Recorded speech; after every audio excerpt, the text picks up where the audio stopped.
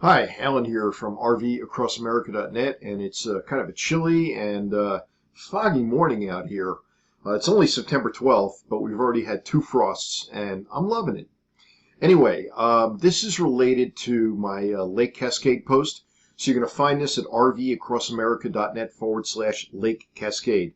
And for those who want to geek out on actually seeing all of the RV campgrounds that surround Lake Cascade, I've already got a video of the East Shore. This is a video of the West Shore and non-state park campgrounds. So there are 4 campgrounds, I believe, that I highlight in here towards the end of this video that are non-state park. 2 of them are National Forest Service on the West Shore. The first few are all state park on the West Shore. And the last 2 are in the immediate area, but not on the West Shore. So you can always refer to the map. That's going to be at RVAcrossAmerica.net/Lake Cascade. And that map is going to have everything on it. And then you can supplement what you see with the map and the information that I've written in the post. Anyway, no further ado. Here we go with the videos. Enjoy the drive-thrus. We're now on the west shore of Lake Cascade, and we're going around a roundabout or a circle, which would, if at the fork here you went to the right, you would go up to Tamarack Ski Resort. We're going to continue along the West Shore Drive for just a very brief distance. We're now just south of the Tamarack turnoff. This is the southernmost state park campground area, and we're about to make a left-hand turn into the Poison Creek area. Despite the ominous name Poison Creek, this is actually one of the premier campground areas associated with Lake Cascade State Park. It is full hookup throughout. It's the only campground area which is full hookup throughout. Recall on the east side you have Ridgeview, but that's only got a few full hookup sites. They are waterfront. They're a little bit above the water. You've got a bit of a drop to get over to the water. And I try to angle the webcam so that as we go along this waterfront area, you'll have a better shot of what you're looking at. You've got a pull through here. They've got some space, but then there is some marshland between them and the lake.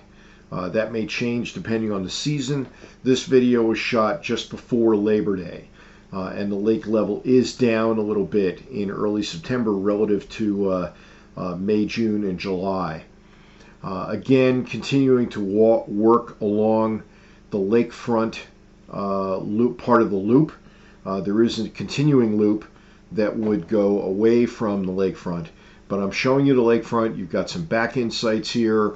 They're all nicely manicured. Again, full hookups, all full length, no problem at all. There is internet access here as or cell phone signal, as with every campground associated with, or every unit associated with Cascade Lake State Park. We're now going to jump out of Poison Creek and we're going to shift gears. We're back headed northbound now on the West Shore Road, and we are entering West Mountain Campground. West Mountain Campground is a dry campground. Does have shared water, so there's at least a little bit of facilities, but it is overall a dry campground. Again, it has a very similar layout to Poison Creek. You'll notice that because it's a dry campground, there's an awful lot less interest in it. Again, I'm turning the webcam so that you can see. You have lakefront sites, but you do have a fairly extended area of marshland between the campsite and the lake. So if the intent is to go out there and drag something over to the lake, like a kayak or a small boat, that may or may not work from West Mountain. The next campground we go into is called Buttercup, and I'm going to show you 2 areas in Buttercup that I think would be exceptional for being waterfront and having real true access to the water. We're again coming up on the end of our waterfront loop at West Mountain, and we're going to shift gears Here we go. We're back headed north on the West Shore Road. Our next turn is going to be Buttercup. We're about to turn into Buttercup. And Buttercup has two mini loops within its main camping area. Mini loops, not many loops, two mini loops. This is the first mini loop. It accommodates maybe about a half a dozen campsites, and you will see in a moment that you get real close to the water, real close to the water.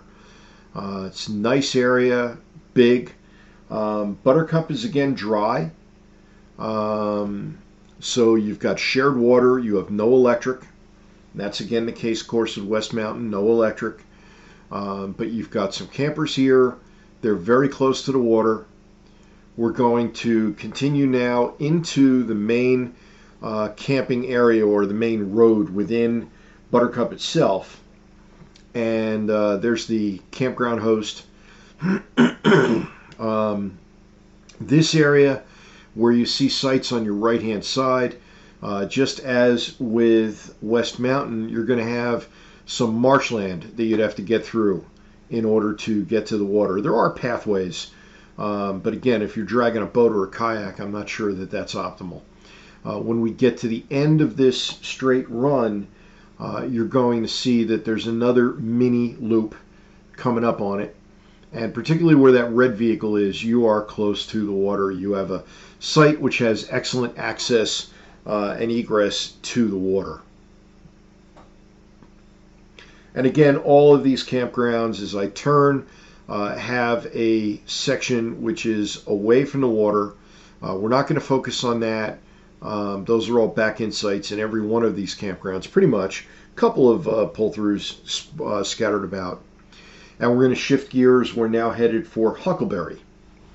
Huckleberry is also a dry campground. Again, shared water, no electric. You've got, again, a mix of pull-throughs and back-ins. You again have waterfront sites, but you've got a little bit of a drop to get to the waterfront itself. It's pretty nice in here, though. We'll see as we turn the corner. And again, I angle the camera. So this would certainly be a real nice place to be. This does not have the marshland that we saw at West Mountain and with the straightaway at Buttercup. So this is Huckleberry. We're coming up on the end of the waterfront side of the campground. Again, there's a continuing loop that would be away from the water. That's where you see me straightening out the webcam there. And we're about to shift gears. And we're still on the West Shore, but we're going to be going into the first National Forest Service site called Amanita. Now, National Forest Service campgrounds, you're going to notice, are considerably more primitive than the state park. The state park, the thick forest has been cleared out pretty much, and you've got a lot of open space. Not so in these National Forest Service sites. And as I went through here, both National Forest Service sites, I kind of got the feeling that they're more tuned towards smaller campers. There were a couple of turns in here where the trees got kind of close, and there were definitely a lot of sites where anything over 30 feet, maybe even between 27 and 30 feet, would be pushing the window on what you'd want to do. So we're in Amanita, looping right next to the water. Got a couple of sites on the left-hand side there.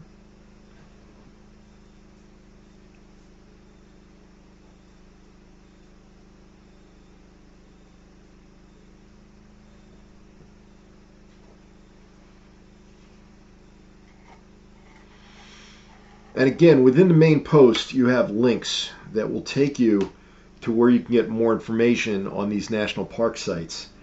Again, the main post is rvacrossamerica.net. www.lake Cascade. So we're pulling out.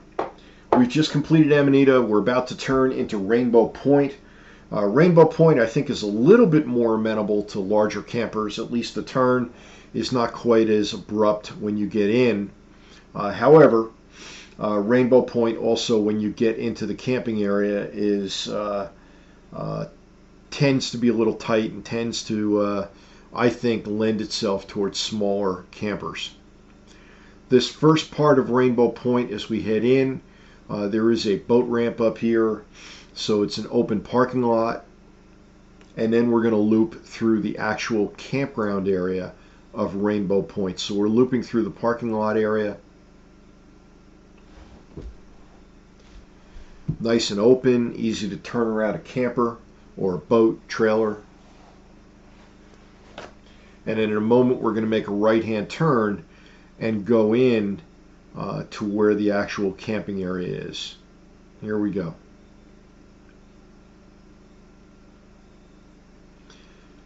Little hesitation on my part to make sure I'm in the right place.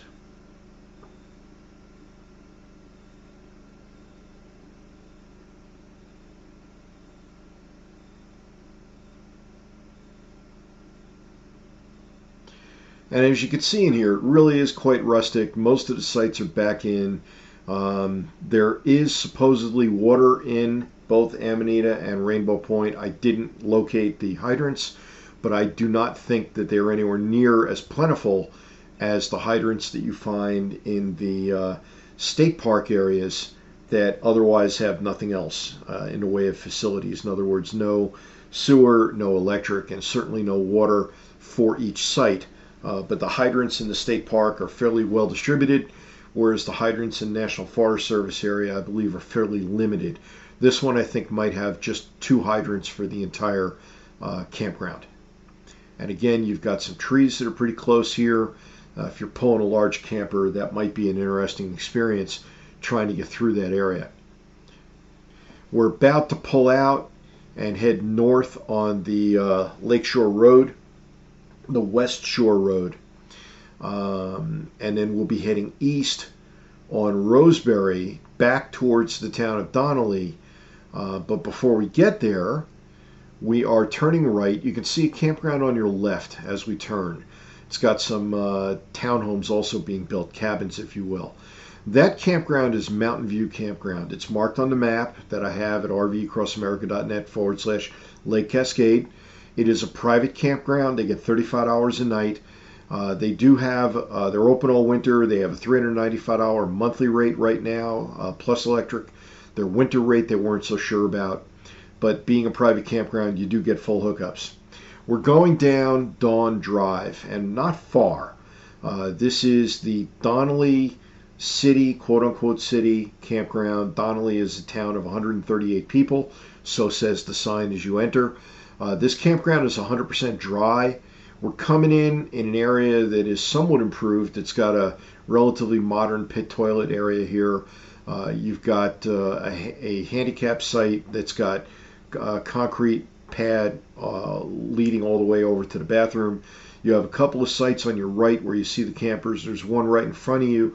There's a total of 16 sites, 13 of which are up here on this level. This is the car turned around, and we're now headed on a road that kind of diagonals back in on Dawn Drive. You have here several sites that are back-in sites. They would be smaller. They would be for smaller campers. So this would lead you back onto Dawn Drive. There's an exit here. The road that we're going to exit out on from is exit only at that point to control travel through the campground. And I just wanted to do this to give you a feel of what it looks like as you're in the Donnelly City Campground. When we get back out onto Dawn Drive, we're going to turn around and we're going to head into the lower portion of Donnelly City Campground. It's sites 14, 15, and 16, and I'll detail those for you in a moment when we get there.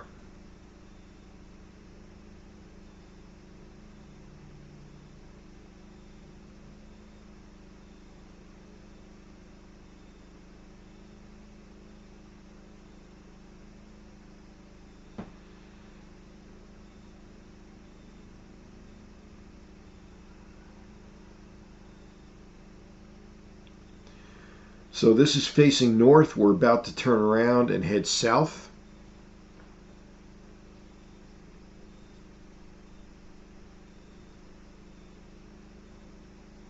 And now through the miracle of editing, we're headed south. This is turning just beyond where that area was, where the concrete pad. You're now going down a little bit. You're about, I don't know, 15, 20 feet below the remainder of the campground. There are 3 sites down here. I'm actually spending an extended stay in site number 15, which is going to be the one off to the right that you see here, pretty much in front of the vehicle. There is access to a beach and access to water if there were water here at this time of year. That's the site that I'm in where you see those vehicles right now. My vehicle is about to turn. It's going to face site 14, 16? Yeah, site 16. And then off to the left is site 14. This is the road back up and out, and we just pulled out. We're now in a slightly different area. We're just south of Donnelly, headed west towards a campground called Siskra, S-I-S-C-R-A. It's a seniors campground, and this is something that you'll see detailed again at rvacrossamerica.net/Lake Cascade. You drive in on Loomis Lane, which is what we were just on. You make a right-hand turn